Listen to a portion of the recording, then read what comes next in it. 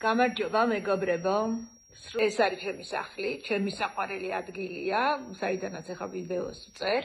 ნახეთ, თოჯინები მიყვარს, არ ვიცი რატო, აი ჩემი შვილის ამბის მერე შემიყვარდა, ესე პატარ-პატარა აქეთაც მიდგას, აი თოჯინები, ანუ ფსიქოლოგიურად ეს როგორ აიხსნება, არ ვიცი.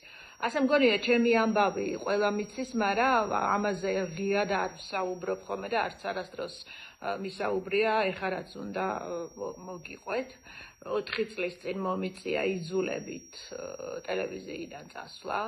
ეს ჩემთვის იყო მართლა გარკვეულწილად ისეთი არა დიდი, მაგრამ ტრაგედიის ტოლფასი, იმიტომ რომ წარმოიდგინეთ 90-იან წლებში 15 წლის ვიყავი ტელევიზიაში, რომ მივედი და აი დაახლოებით ისეთი განცდა მქონდა ჰარი პოტერი პირველად რომ ჰოგვორტსში მიდის მართლა, ანუ აი ჩემი იდენტობა, ჩემი დნმ იყო ტელევიზია, დილა რო თენდებოდა, იქ მივდიოდი და აი ბოლომდე განცდა მქონდა და აი ყველას გირჩევთ, რომ ცხოვრებაში ისეთი საქმე მოძებნოთ, რომ თითქოს ხელფას ტყუილად გიხდიან. აი მართლა ეგეთი განცდა მქონდა, რომ ხელფას მიხდიდნენ ტყუილად, ამისგან ისეთ დიდ სიამოვნებას ვღებულობდი. აი ხო ძალიან მაბულინგებდნენ ხოლმე გადაცემების გამოც, ანუ აი ეს ყველაფერი ატანადი იყო, იმდენად მსიამოვნებდა პროცესი თვითონ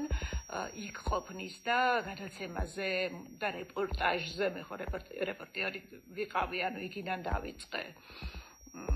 იმდენად სასიამოვნო პროცესი იყო და ეს ყველაფერი რომ გაჩერდა, დილა რო გათენდა რა არცად წასასვლელი აღარ მქონდა, იყო ძალიან მძიმე და მქონდა რამდენიმე წლიანი ისეთი რთული დეპრესია, ისედაც ინტროვერტი ვარ და ანუ აი სახლიდან ფაქტიურად არ გავდიოდი და ზოგადად ვარ მებრძოლი. ეხლა ისეთ რაღაცას არ დავნებდი, რომ მე მივხვდი, რომ ამისთვის დანებება და თავის ჩახრა არ შეიძლებოდა. და მკითხე ჩემ თავს, ტელევიზიის გარდა რა გიყვარს? მართლა ეს გულწრფელად დავჯექი და ჩემ თავს ველაპარაკე. ხო და მიყვარს თავის მოვლის ამბები. ოღონდ არა თავის მოვლა, მარტო, ეხლა ეს სახეზეც მეტყობა, ხო? არამედ თვითონ აი თითოეული კრემის დატესტვა, როგორია, რანაირია, რა შემადგენლობის არის და ზოგადად ვარ ჯეილოს ფანი. და მინდა რომ ჯეილოსავით არ დავბერდე. და ის მქონდა ის კეთილიშურის მომენტი, რომ დაჯდებოდა და ეს თავის მოვლის საშუალებებს დაიწყობდა და არეკლამებდა და აი სულ მინდოდა რომ მეც მქონოდა აი ესეთი თავის მოვლის საშუალებები. და დავიწყე სწავლა. იმიტომ რომ ამას თუ არ ისწავლი, ისე არ გამოვა, ძალიან საინტერესო, ეხა ინტერნეტით ყველაფრის სწავლა შეიძლება, ძალიან საინტერესო პროცესი იყო, თუმცა ჩემი თავის მოვლის ხაზის შექმნას კარგი ფორმულატორის, ანუ ეს არის ადამიანი, ვინც ქმნის ფორმულებს, ცოტა გამიგრძელდა სიტყვა ბოდიში ტელევიზიის წარმომადგენელი ვარ, უხი დამეყალა, ვერ შევძლებდი მოკლედ. ვიპოვე საქართველოში ძალიან წარმატებული ფორმულატორი. აღმოვაჩინე, რომ ჯობია, რომ ავიღოთ, ასეთი რაღაცა გავაკეთეთ მოკლედ. აღმოვაჩინე, რომ ლუქს ბრენდები, ეს მანამდეც ვიცოდი, რაც არის მართლა ძალიან კარგი ხარისხის. ფასი იწყება 300-400 ლარიდან, ძალიან ძვირია და მე მინდოდა შემექმნა მას-მარკეტი. ანუ რიგითი ქართველი ქალისთვის რომ ყოფილიყო ხელმისაწვდომი. რა გავაკეთეთ? პროდუქცია გამოვიწერეთ ევროპიდან და ეს არის მილანის საერთაშორისო ლაბორატორიის მიერ სერტიფიცირებული ყველა პროდუქტი.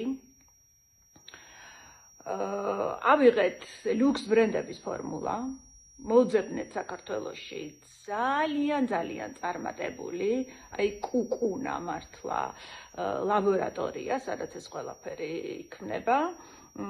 და ასე შევქმენი ჩემი თავის მოვლის ხაზი, რომელსაც ქვია ემასათი. ზოგადად ბავშვობიდან აი ყველაფერს ჩემ გარშემო, ეხლა ინტერნეტის ხაზსაც, მანქანის ნომერსაც, რვეულებზეც ესე წერდი M და 110. ამიტომ ჩემი თავის მოვლის საშუალებას დავარქვი M110. და ალაგ-ალაგ მოგიყვებით ხოლმე სხვადასხვა რაღაცებს. თქვენ გაველოდებით რჩევებს,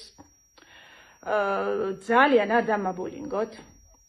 გულწრფელად ველოდები რა, როგორ რანაირად უნდა გავაკეთოთ. ძალიან მინდა ჩემი პროდუქტი გაგაცნოთ, რაც თავარია დეპრესიამ გამიარა და აღმოჩნდა, რომ ტელევიზიაზე არანაკლები დრაივი აქვს ამ პროცესს.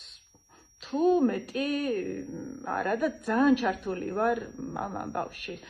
მოკლედ, კიდევ ერთხელ გამარჯობა, აქ ვარ. თქვენი მაია ასათიანი.